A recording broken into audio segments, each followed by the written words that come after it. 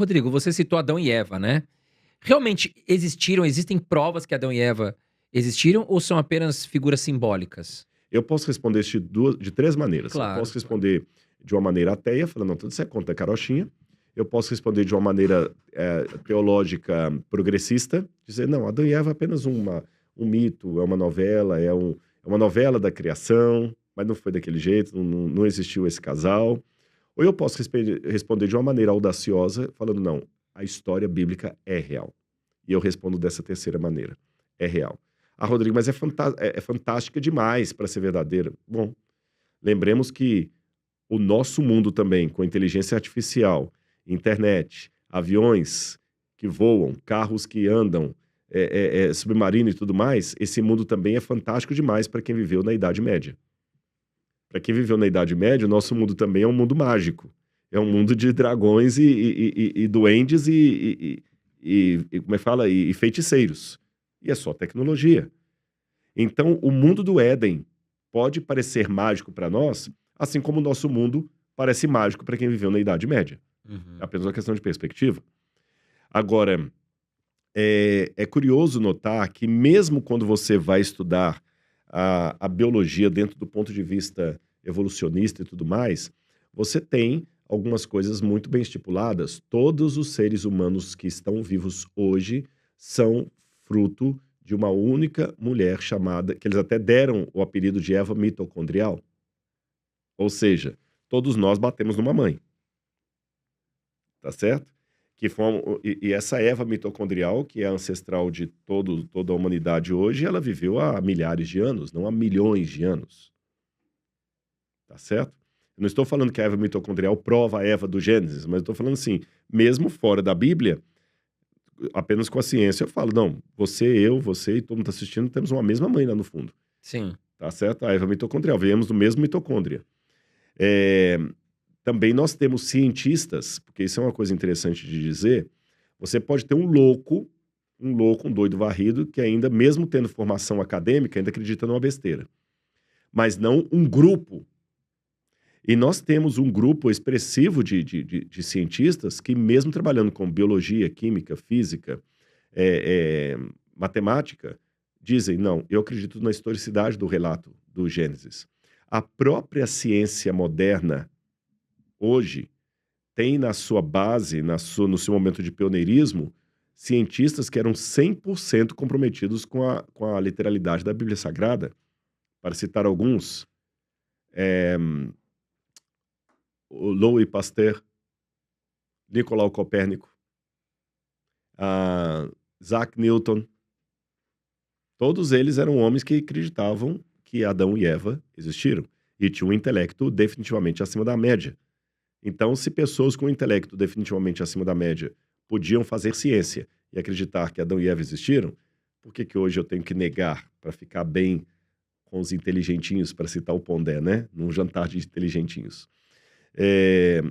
Eu tenho um problema se eu negar a historicidade do Gênesis. Porque se eu nego a historicidade do Gênesis, então a morte, o sofrimento fez parte do plano de Deus para esse mundo. Porque até eu estava lendo um livro esses dias de teologia, onde um teólogo anglicano, famosíssimo, ele dizia, pois é, né? Temos que admitir que antes do Éden, ele até tentava resgatar uma ideia de Adão e Eva, como fez também Teilhard de Chardin. Teilhard de Chardin dizia que Adão e Eva podem ter existido, eles foram os primeiros exemplares do Homo sapiens sapiens. Mas esse autor, que vai na mesma linha de Teilhard de Chardin, ele dizia assim, pois é, né? John Stott, posso até citar o nome dele, John Stott. Ele diz o seguinte, pois é, mas antes de Adão e Eva, quando a gente pega as camadas geológicas, já havia a morte dos dinossauros e tudo, então nós temos que entender que a morte fazia parte dos planos de Deus para esse mundo, que Deus já criou a todo mundo morrendo. Bom, se Deus criou todo mundo morrendo, então a morte fazia parte dos planos de Deus. Aí eu já começo a fazer perguntas teológicas sérias, que Deus é esse que já colocou a morte Desculpa, André. como parte do plano dele, já criou com defeito. Segundo, se a morte já estava nos planos de Deus, então também o pecado também já estava. Uhum. Não houve aquilo que Santo Agostinho chamou de pecado original, seja qual for a definição que se dê de pecado original. Se não houve pecado original, então a humanidade não tem do que ser redimida. Se a humanidade não tem do que ser redimida, o que que eu faço com as declarações de Paulo que todos pecaram e carecem da glória de Deus? O pecado, então, é apenas algo que faz parte do nosso DNA. Desde a formação desse mundo, se Deus usou a evolução das espécies para trazer tudo à existência, então Deus também é o responsável pelo pecado, porque nós já fomos criados pecadores, nós nos tornamos. E se é assim, Deus é o responsável por toda a desgraça que acontece no mundo. E aí, para fechar essa sopa indigesta de conclusões teológicas, eu me deparo com a figura mais equivocada de todas, para minha decepção, chamada Jesus de Nazaré, porque Jesus tratou o Gênesis como história real. Quando Jesus foi falar da ética do casamento, ele falou assim, olha, eu sei que Moisés falou assim, mas não foi assim desde o início, porque quando Deus criou Adão e Eva, era assim. Quando Jesus falou sobre a vinda dele, ele comparou a vinda dele ao dilúvio, aos dias anteriores ao dilúvio. E Paulo fala que o primeiro Adão morreu e Jesus é o segundo Adão, mas se o primeiro é um mito, o segundo também é. E Jesus morreu na cruz do Calvário a troco de quê? Quando o padre lá na Igreja Católica pega a hóstia consagrada e fala assim, o corpo de Cristo, Senhor, eu não sou digno de que entreis em minha morada, mas dizei uma só palavra e serei salvo. Quando eu vou na igreja protestante e o pastor também consagra o vinho e o pão e fala assim, né? Também do mesmo modo, ao findar da ceia, ele tomou o cálice e os entregou dizendo, bebei isso em memória de mim. Sim. Porque todas as vezes que bebeis do cálice e comeis do vinho, do pão, anunciais a morte do Senhor até que ele venha. Tá, mas que morte é essa? Jesus, então, não morreu pelos pecados da humanidade. Cristo Redentor não existe. Ele foi apenas, no melhor das hipóteses, um mártir. Sim. Equivocado e frustrado, porque ainda morreu. E ele é equivocado mesmo, porque ele acreditava em Adão e Eva. Jesus não acreditava em evolução das espécies. Então é muita coisa que eu tenho que jogar fora. Sem contar que, por mais que seja bonitinho falar de evolucionismo e politicamente correto, tem algumas coisas que ganham ares de politicamente correto. Então, naquela época, você falar contra aquilo na época do nazismo, lá na Alemanha, você falar contra o arianismo, você estaria execrado se você fosse ensinar na Universidade de Berlim que o arianismo não existe. E hoje nós sabemos que o arianismo nunca foi etnia. Era um tronco linguístico. Mas, na época da Universidade de Berlim, os maiores intelectuais alemães, falando fluentemente alemão, que eu falei que é uma língua, né? Difícil. Estavam lá ensinando o arianismo e hierarquia dos povos. Povos primitivos, povos menos primitivos. Hoje a gente considera aquilo uma besteira, até um crime defender o nazismo. Mas naquela época era chique.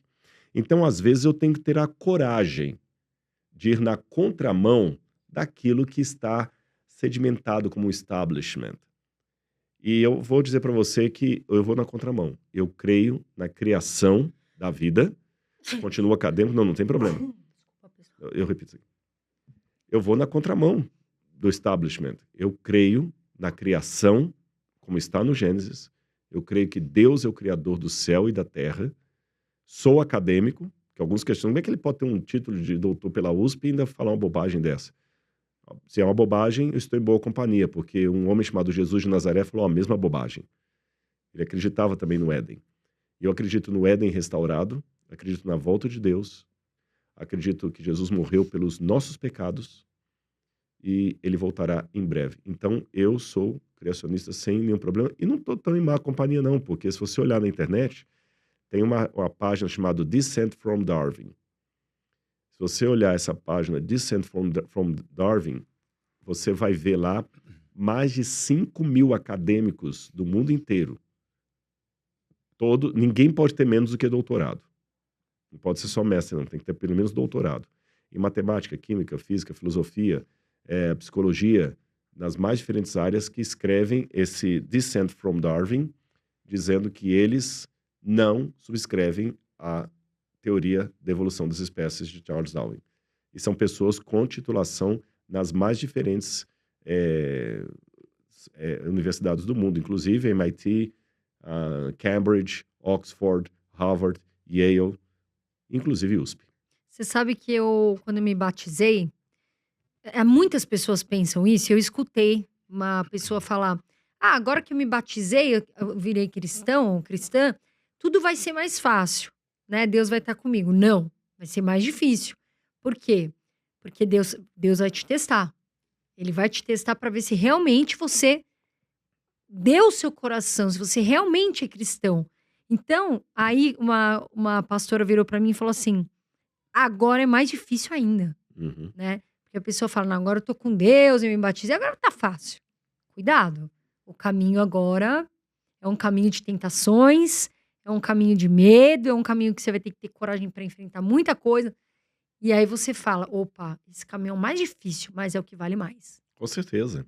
Eu vi um vídeo esses dias, na internet, a gente tem que ficar suspeitando de tudo que vê, né, mas pelo pouco que eu sei, ele parece ser um vídeo verdadeiro, de um caso de uma mulher que ela tinha a obesidade mórbida e ela conseguiu, sem fazer bariátrica, só com regime, ela foi diminuindo lá e foi fazendo exercício. É lógico, depois tinha que fazer a operação para tirar o excesso de Sim, claro. pele. Foi um caso, assim, de tremendo. E hoje ela é uma mulher toda fitness e ela tem os controles dela de alimentação e faz exercício todo dia, malha, Que toda, legal. sabe?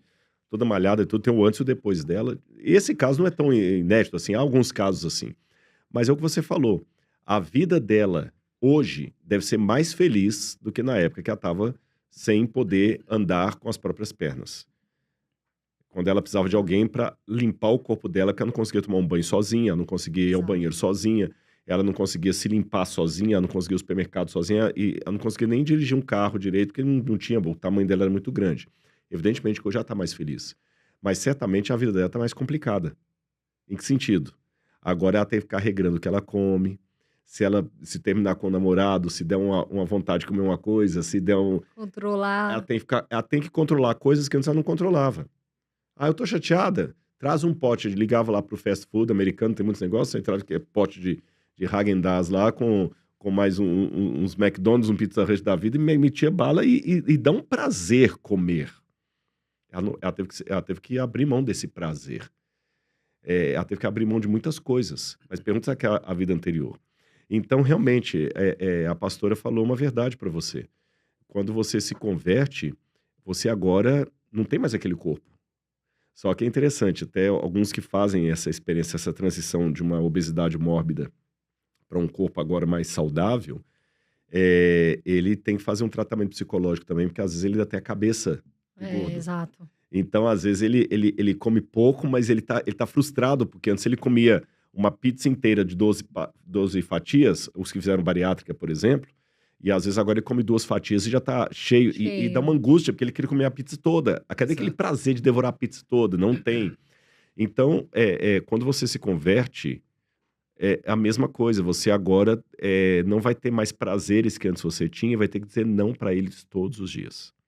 Apenas uma notinha de rodapé, a comparação que eu fiz foi apenas no sentido ilustrativo. Eu não estou querendo com isso dizer que quem é gordo não é de Deus e quem é magro é, Claro. tá certo? Porque Perfeito. a gente tem que respeitar as pessoas que às vezes são gordas, mas não é porque é por falta de vergonha na cara, né? Às vezes ele é gordo, às vezes é por um problema de tireoide, às vezes é uma depressão, Sim, questão de saúde. Um câncer, um às vezes. câncer, às vezes, uma mudança, uma disfunção hormonal, a pessoa tá lá em cima da cama. Às vezes ele tem que tratar primeiro a cabeça dele. É muito fácil eu julgar vagabundo, tá comendo demais, ela para de comer. Não, às vezes a gente não sabe a dor que aquela pessoa tá, e a luta que ela faz para perder 20 quilos. A gente tem que respeitar isso e falar com muito respeito, Claro, com tá certeza. certo? Mas eu também não vou cair agora no preciosismo da gordofobia, que tudo agora é gordofobia, né? Ou romantizar a gordura, lembrando que realmente é médico, gente, é ciência. Querem que eu fale de ciência? É médico, é científico. Uma pessoa gorda, ela tem menos saúde, não é um corpo saudável, ela tem que emagrecer. As funções hepáticas dela ficam comprometidas e tudo. Um médico falaria disso com propriedade. Eu não preciso ser médico para Claro, falar eu isso, apoio 100%. né? Então, só para deixar claro que eu fiz apenas uma comparação, para não pegar um recorte aí, né? Não, não, pode ficar Rodrigo lá no tranquilo. Irmãos Dias Falou da cometeu gordofobia, né? Falou que Sim. gordo não vai para o céu, que gordo não é de Deus.